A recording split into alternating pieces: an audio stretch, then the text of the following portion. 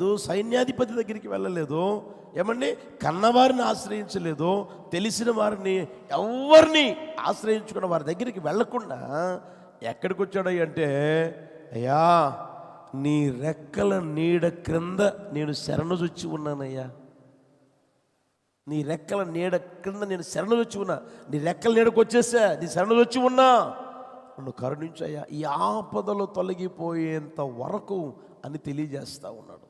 యేసయ్యకి మహిమ కలుగును గాక. హల్లెలూయా, హల్లెలూయా. ఈ రోజున మన వ్యక్తిగత జీవితంలో ఆలోచన చేసుకోగలగాలి, గుర్తెరగలగాలి. ఆపదలు వచ్చినప్పుడు, బాధలు వచ్చినప్పుడు, ఇబ్బందులు ఇరుకులు వచ్చినప్పుడు ఏమండి తల్లిదండ్రులను ఆశ్రయిస్తున్నావా? ముఖ్య స్నేహితుల దగ్గరికి వెళ్తున్నావా?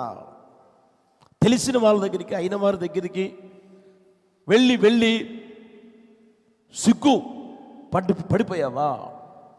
అవమానం కలిగిందా? నీ మీద ఉన్న నీడ తొలగిపోయిందా? వారే నీకు కనిపించకుండా పోయారా?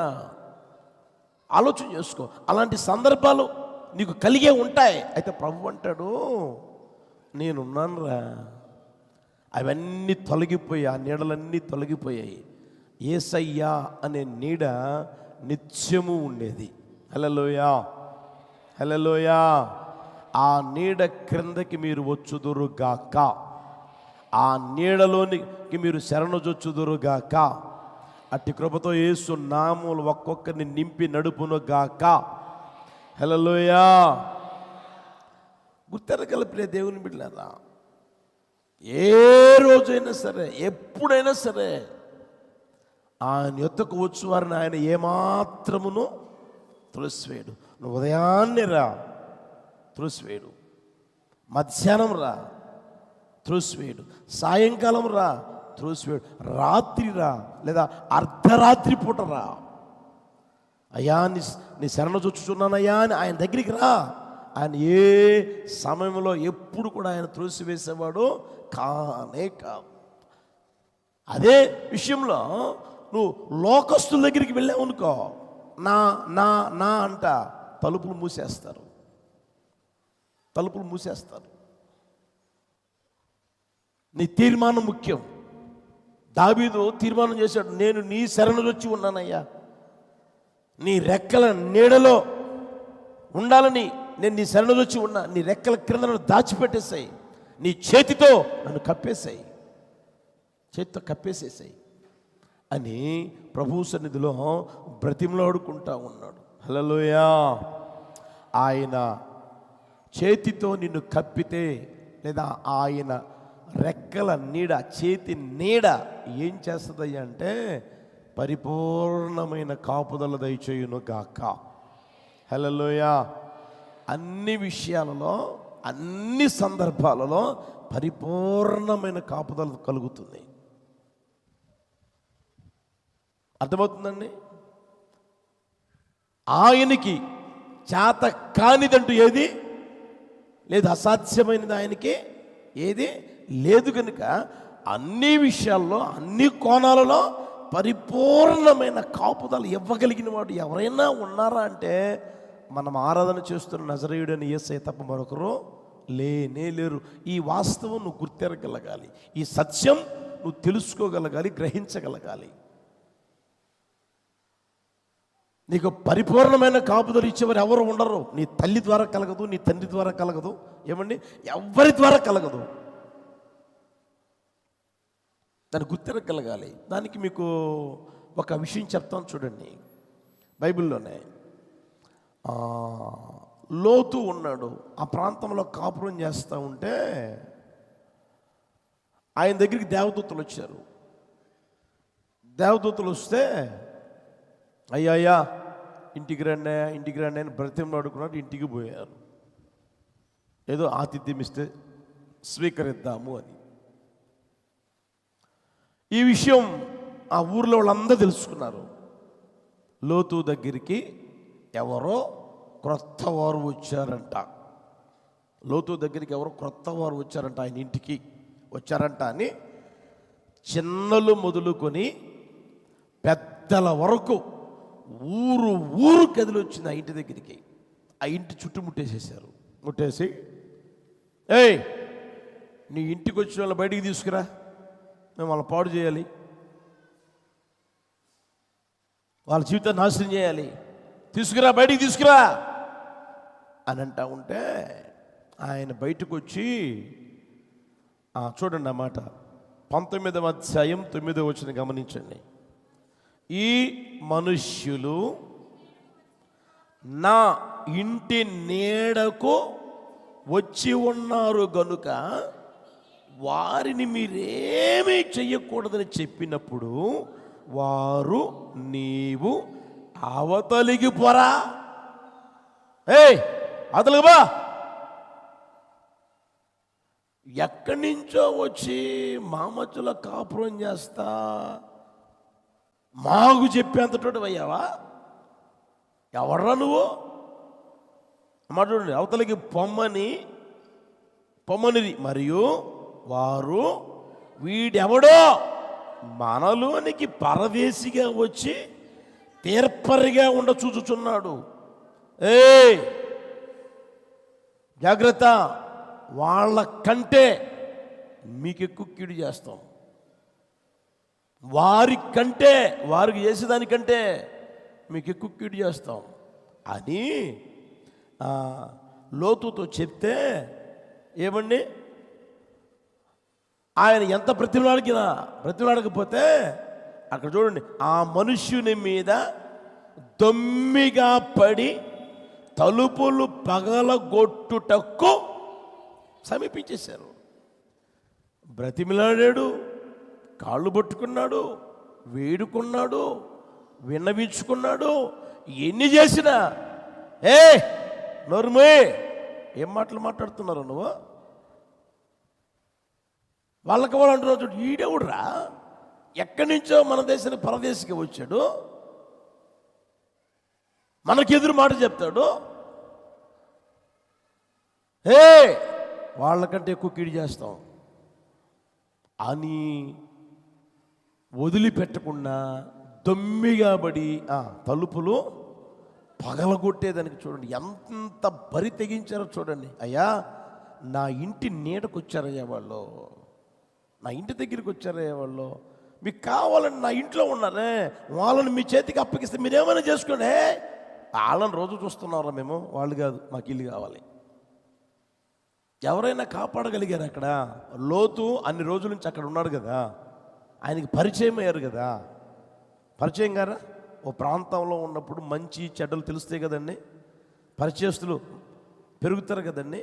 ఎంత పరిచయమైన వారైనా, ఎంత తెలిసిన వారైనా, చూస్తూ ఉన్నవారైనా, పలకరించేవారు అయినా, ఏమండి ఒకానొక సమయం వచ్చినప్పుడు ఏమవుతుంది అంటే నిన్ను కాపాడేవాడు ఎవడు ఉన్నాడు. ఒకానొక సందర్భం ఎదురైనప్పుడు, అంటే ఈ సందర్భం అని కదా నేను చెప్పేది, ఒకానొక సందర్భం ఎదురైనప్పుడు నిన్ను కాపాడేవాడు ఎవ్వడు ఉండడు. నీకు పరిపూర్ణమైన కాపుదల కావాలి అని ఆశపడితే అది దొరికేది ఎవరి దగ్గర? నజరేయుడైన యేసయ్య దగ్గర మాత్రమే దొరుకుతుంది. ఏ సేవకుడు మిమ్మల్ని కాపాడలేడు. ఏమండి ఏ వ్యవస్థ, లేకపోతే మీరు ఉద్యోగం చేస్తున్నారే, అవి ఏవి మిమ్మల్ని కాపాడలేవు. యేసయ్య మాత్రమే కాపాడుతాడు. హల్లెలూయా. ఎలాంటి కాపుదల అంటే పరిపూర్ణమైన కాపుదల. మీరు గమనించండి, 1998 సంవత్సరం అనుకుంటా, వేడికి తట్టుకోలేక ఆ సంవత్సరంలో 10 నెలల్లో 5,000 మంది చనిపోయారు. ఎక్కడో కదా, మన ఇండియాలోనే. 98 సంవత్సరం 10,000 మంది, 10 నెలల్లో 5,000 మంది చనిపోయారు. దేనికి అంటే నీడ దొరకక, నీడ అనేది దొరకక.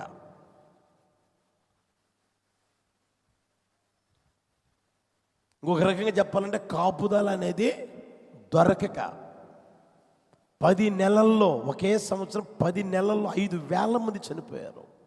శరీర ప్రకారమైన నీడ దొరకక. మరి ఆత్మ సంబంధమైన జీవితంలో మనం ఆలోచన చేయగలిగితే నీ జీవితానికి పరిపూర్ణమైన ఏమండి శరీర సంబంధం కానీ ఆత్మ సంబంధం కానీ నీకు కాపుదల కలగాలని కోరుకున్నప్పుడు నువ్వు ఎక్కడికి రావాలయ్యా అంటే ఆయన రెక్కల నీడ కిందికి వచ్చుదువుగాక. హల్లెలూయా. అందుకని ఆయన అంటాడు, నేను నీ శరణు జొచ్చి ఉన్నాను, నీ రెక్కల నీడన నేను శరణు జొచ్చి ఉన్నాను. హల్లెలూయా. అది మన వ్యక్తిగత జీవితంలో గుర్తెరగగలగాలి. ఎందుకు ఆ మాట అంటున్నాడు గమనించండి. 3వ వచనం చూడండి, 57:3. ఆకాశము నుండి ఆజ్ఞ ఇచ్చి నన్ను రక్షిస్తాడు. ఆ మాట గమనించండి. నన్ను మృంగగోరు వారు దోషణలు పలుకుతున్నారు. నన్ను మృంగగోరేవారు దోషణలు పలుకుతున్నారు, దూషిస్తూ ఉన్నారు, నోటికొచ్చినట్టుగా మాట్లాడుతూ ఉన్నారు, అనరాని మాట్లాడుతూ ఉన్నారు. అప్పుడప్పుడు అంటారే, అన్న నాకు తెలియదన్నా, అస్సలు తెలియదన్నా. అయినా వీళ్ళు ఏమంటున్నారు, నువ్వు చేసావు, నువ్వే కారణం, దీన్ని నువ్వే కారణం అని దూషిస్తూ ఉన్నారు. ఆయన చూడండి, మృంగగోరేవారంటే వాళ్ళు తర్వాత ఏం చేస్తున్నారు, దూషిస్తూ ఉన్నారు, నోటికొచ్చినట్టుగా మాట్లాడుతూ ఉన్నారు. తెలిసింది మాట్లాడతారు, తెలియంది మాట్లాడతారు, ఊరికే వాగుతూ ఉంటారు. దూషించడం వీళ్ళ పని. దావీదు గురించి షిమీకి ఏమైనా తెలుసా? గ్రహించాడా ఎప్పుడన్నా? షిమి అంటాడు, ఛీ పో, ఛీ పో, దుర్మార్గుడా, నువ్వు ఏలాలని వాళ్ళని చంపేస్తావా? వాళ్ళని చంపేస్తావా? తెక్క కుదిరిదిరా నీకు. ఇప్పుడు నీ కొడుకు ద్వారా నువ్వు పారిపోతా ఉన్నావు, నీ కొడుకు ద్వారా పారిపోతా ఉన్నావు అని మాటలు మాట్లాడడం గమనించగలం. వాస్తవంగా జరిగింది ఏంటి? అర్థమైందా? జరగనిది జరిగింది అన్నట్లుగా, ఏమండి చూడనిది నేను చూశాను అన్నట్లుగా, విననిది నేనే విన్నానండి, నా చెవులు ఉన్నాయండి అన్నట్లుగా మాట్లాడుతూ ఉంటారు కొంతమంది. అర్థమవుతుందా? అలాంటి పరిస్థితుల్లో ఈయన జీవితం వచ్చేసిందండి. నన్ను మృంగగోరు వారు దోషణలు పలుకున్నప్పుడు దేవుడు తన కృపా సత్యములను పంపునుగాక. ఇప్పుడు చూడండి, నా ప్రాణము సింహముల మధ్యనున్నది. ఆయన ప్రాణం సింహాల మధ్య ఉందంట. ఈయన నిలబడితే ఆయన చుట్టూరు సింహాలు ఉన్నాయి. అంటే అలాంటి స్వభావం కలిగిన మనుషులు ఉన్నారు ఆయన చుట్టూరు. ఎప్పుడు దొరికితే ఎప్పుడు చీల్చి చెండాడదామా, ఎప్పుడు ఎముకలతో కూడా కొరికి పిప్పి చేసేద్దామా, రక్తాన్ని పీల్చేద్దామా అని అనుకుంటా ఉంటాయి ఆ సింహాలు. ఇతని వ్యక్తిగత జీవితం అలా తయారైపోయింది. నా ప్రాణము సింహముల మధ్యనున్నది, కోపోద్రేకుల మధ్యను నేను పండుకొనుచున్నాను. ఎప్పుడు కోప్పడే వారి మధ్యలోనే నేను పండుకుంటా ఉన్నాను. తర్వాత చూడండి, వారి దంతములు సోలాలంట, ఆ దంతాలు సోలాలంట. తర్వాత అవి అంబులు, వారి నాలుక వాడిగల కత్తి, నా అడుగులు చిక్కించుకొనుటకై వారు వలవొడ్డారంట. అడుగులు చిక్కించుకుందాము అని వాళ్ళు ఏం చేశారు, వలవొడ్డారంటండి, అడుగులు చిక్కించుకునేదానికి. ఈ పరిస్థితులు ఆ రోజుల్లోనే ఉన్నాయి, ఈ రోజులు కూడా ఉన్నాయా? నిన్ను చిక్కించుకునేదానికి ఎన్ని వలలు అడ్డుతారు? నీ జీవితాన్ని చిక్కించుకునేదానికి ఆయన వాళ్ళ చేతులు ఇట్లా పెట్టుకునేదానికి, ఏమండి నిన్ను కీలు బొమ్మగా చేసేదానికి, నిన్ను కీలు బొమ్మగా చేసేదానంటే వాళ్ళు ఆడిచ్చిన ఆట నువ్వు ఆడేటట్లుగా చేసేదానికి ఎన్ని వలలు ఒడ్డుతారు. నీకు పైసలు కావాలంటే ఇస్తారు, ముందుగానే ఇస్తారు. ఒక 10,000 ఇస్తారు, లేకపోతే ₹1,00,000 ఇస్తారు, 2,00,000 ఇస్తారు. హే నేనున్నానుగా, తీసుకో తీసుకో తీసుకో అంటా ఉంటారు. ఆ తర్వాత వల ఒట్టినారు అని నీకు తెలియదు. నిన్ను పాడు చేయాలని, నీ జీవితాన్ని చిక్కించుకోవాలని, నీ జీవితాన్ని ఆర్పాలని వల ఒట్టారని నీకు తెలియదు. ఆ తర్వాత ఏమైంది? జీవితం పాడు దిబ్బగా మారింది, కుటుంబం పాడుగా మారిపోయింది. దావీదు చూడండి ఏమంటున్నాడు, నన్ను చిక్కించుకొనుటకై వారు వల ఒడ్డారు. ఇలాంటి పరిస్థితుల్లో వాళ్ళ అమ్మ కాపాడుతుందా, వాళ్ళ నాన్నగారు కాపాడతారా, వాళ్ళ అన్నదమ్ములు కాపాడతారా, ఆయన స్నేహితులు కాపాడతారా, సైన్యం కాపాడుతుందా, సైన్యాధిపతి కాపాడతారా? ఎవరు కాపాడతారండి? ఎవరి దగ్గరికి పోయినా అలాంటి విషయాలు ఎవరికి తెలియవు. అయితే జగన్నాటక సూత్రధారి ఎవరయ్యా అంటే నజరేయుడైన యేసయ్య. నీకు వల ఒడ్డేవారు ఎవరో ఆయనకి తెలుసు, ఎలా వల ఒడ్డుతారో ఆయనకి తెలుసు, ఎలా చిక్కించుకోవాలో చూస్తారో ఆయనకి తెలుసు, నిన్ను దూషించేవారు ఆయనకి తెలుసు, దూషణ పలుకులు పలికేవారు ఆయనకి తెలుసు. అందుకని వాళ్ళ దగ్గరికి వీళ్ళ దగ్గరికి నేను పోవడం వ్యర్థమయ్యా, ఆ నీడల దగ్గరికి నేను వెళ్ళలేనయ్యా. ఇదిగో నీ రెక్కల నీడ నేను శరణు చూచుచూ ఉన్నా, నేను నీ దగ్గరికి వచ్చేస్తా ఉన్నా, ఈ ఆపదలన్నీ తొలగిపోతాయి. హల్లెలూయా.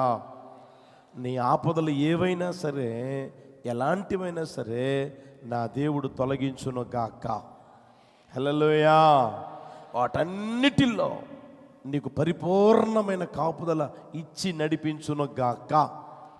ఆయన నీడగా ఉంటే, ఆయన చేతితో నిన్ను కప్పితే పరిపూర్ణమైన కాపుదల కలుగుతుంది. ఆశీర్వాదం అనుభవించేటట్లుగా యేసయ్య చేయును గాక. యేసు ప్రభువారు ఈ లోకంలో సంచరిస్తున్న రోజుల్లో యెరూషలేం పట్టణాన్ని చూసి కేకలు వేశాడు, యెరూషలేమా యెరూషలేమా, కోడి తన పిల్లలను తన రెక్కల క్రిందికి చేర్చుకొనినట్లుగా నేను మిమ్మును చేర్చుకొనవలనని ఉంటిని కానీ ఎన్నో మారులు చేర్చుకొని ఉంటిని కానీ మీరు రానొల్లకపోతిరి. చదవండి అన్నమాట. లూకాసు వర్తమానం 13:34. 13:34. యెరూషలేమా యెరూషలేమా, ప్రవక్తల్ని చంపుతారు,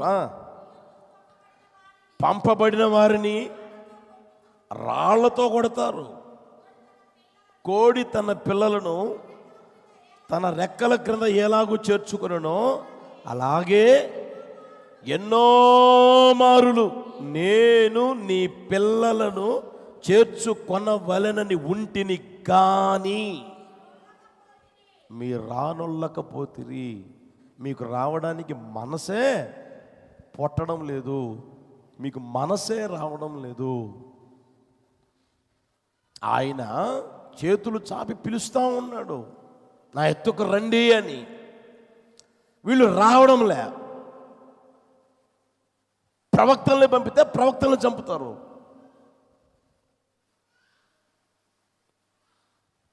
ఏమండి,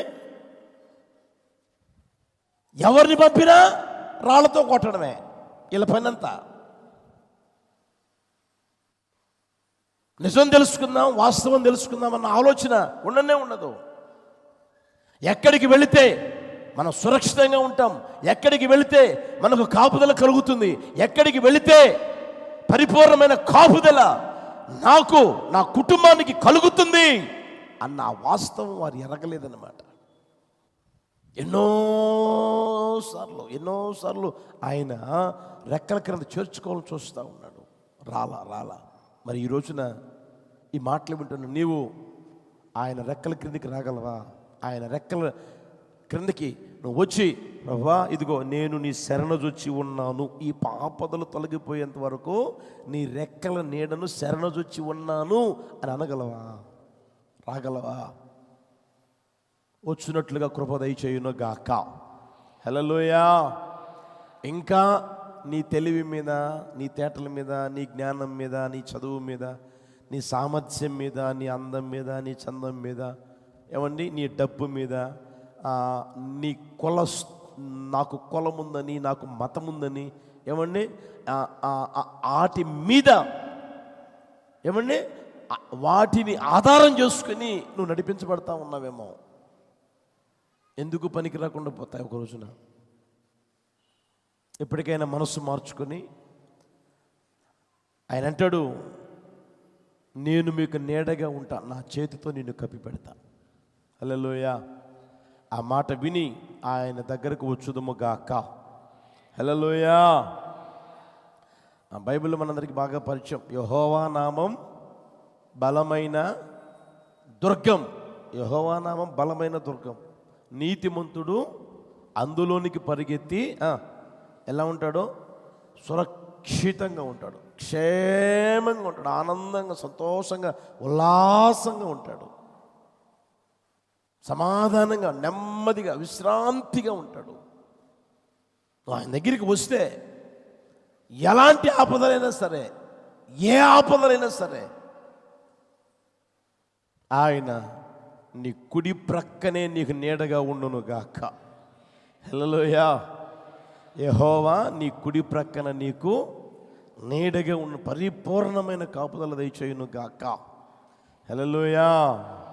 యెహోవా ఉత్తముడని చెప్పండి, రుచి చూసి తెలుసుకోండి. ఆయన పాదాల మీద పడిపోండి, ఆయన రెక్కల కిందకు వచ్చేసి ఆయన నీడగా ఉంటాడు. ఆ నీడలోకి వచ్చేస్తే ఆయన ఏం చేస్తాడు? పరిపూర్ణమైన కాపుదలు కలుగు చేస్తాడు.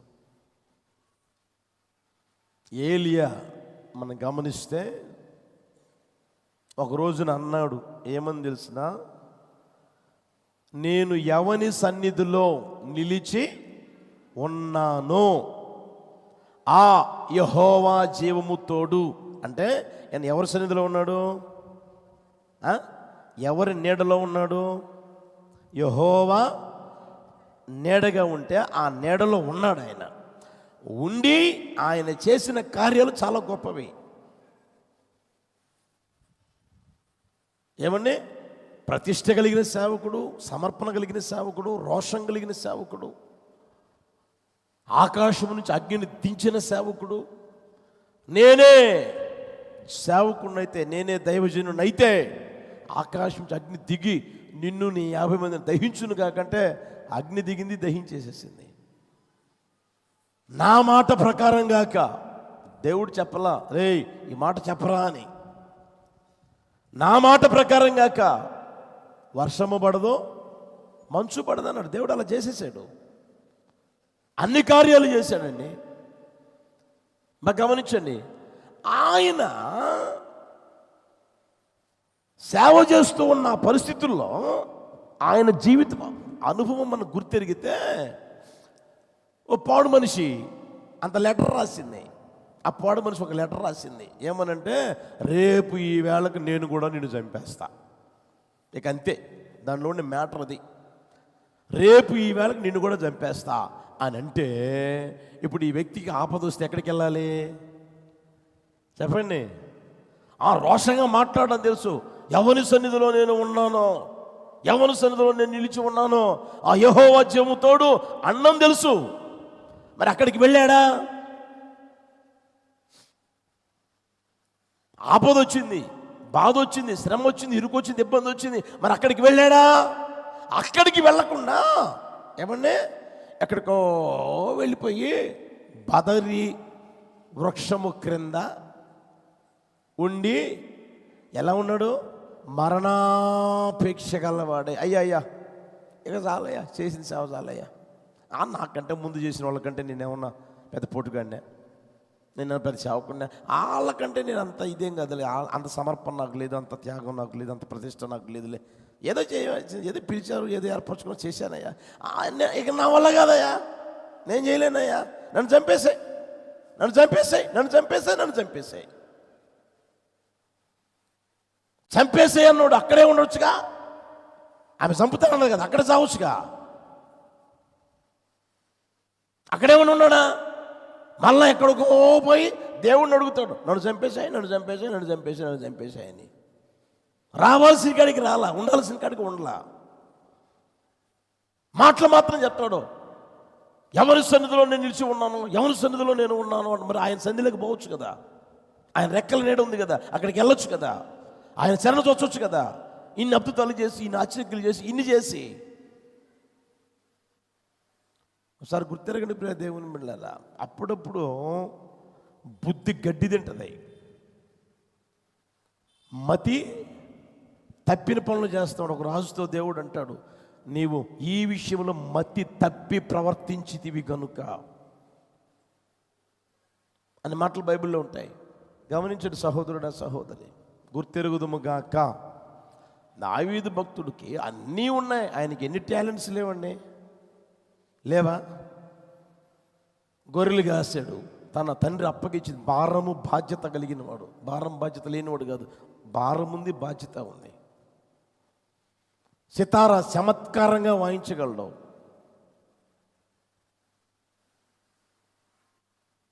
ఏమండి, గొల్యాతుతో యుద్ధం చేసి జయించాడు. పొగడబడిన వ్యక్తి, కొనియాడబడిన వ్యక్తి. ఆయనకి ఏమీ లేవు, ఆయన టాలెంట్స్ మీద ఆధారపడ్డా? ఆయనకున్న శక్తి సామర్థ్యాల మీద ఆధారపడ్డా?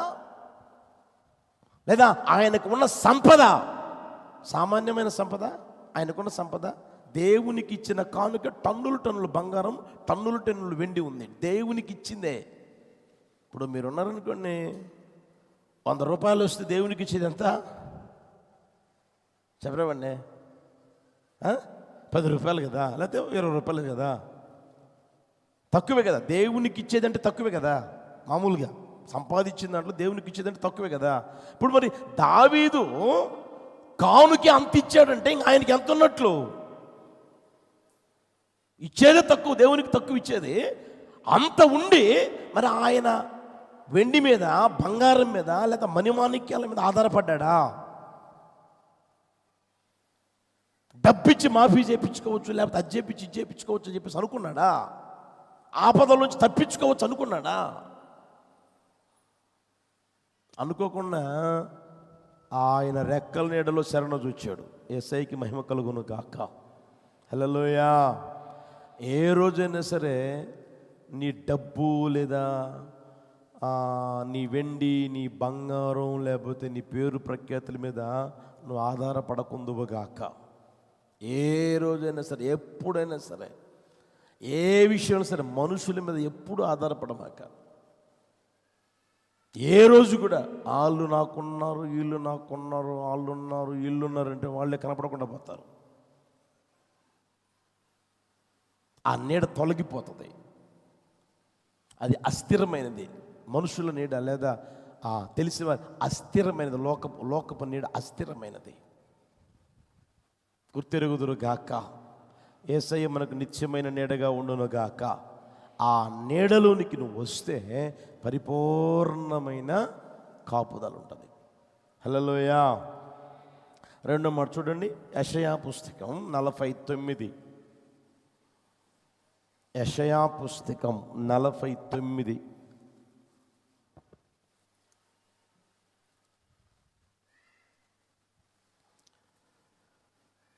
మొదటి నుంచి చదువుతా. ద్వీపములారా నా మాట వినుడి, దూరమునున్న జనములారా ఆలకించుడి. నేను గర్భమున పుట్టగానే యెహోవా నన్ను పిలిచెను, తల్లి నన్ను ఒడిలో పెట్టుకొనిది మొదలుకొని ఆయన నా నామము జ్ఞాపకము చేసుకొనెను. రెండవ వచనం గమనించండి. నా నోరు వాడిగల ఖడ్గముగా ఆయన చేసి ఉన్నాడు, తన చేతి నీడలో నన్ను దాచి ఉన్నాడు, నన్ను మెరుగుపెట్టిన అంబుగా చేసి తన అంబుల పొదిలో మూసిపెట్టి ఉన్నాడు. రెండవ వచనం అందరం చదువుదామా? నా నోరు వాడిగల ఖడ్గముగా ఆయన చేసి ఉన్నాడు, తన చేతి నీడలో నన్ను దాచి ఉన్నాడు, నన్ను మెరుగుపెట్టిన అంబుగా చేసి తన అంబుల పొదిలో మూసిపెట్టి ఉన్నాడు. హల్లెలూయా. ఆయన నీడ ఏం చేస్తుంది అంటే మెరుగుపెట్టిన అంబుగా చేస్తుంది. పరిపూర్ణమైన కాపుదల కలుగు చేయడమే కాకుండా ఆయన నీడలో నువ్వు ఉంటే, ఆయన నీడలోకి వస్తే ఆయన నీడగా ఉంటాడు, చేతితో కప్పుతాడు. అక్కడ ఉంటే నిన్ను మెరుగుపెట్టిన అంబుగా మారుస్తాడు. అంబు కాదు, మెరుగుపెట్టిన అంబుగా మారుస్తాడు.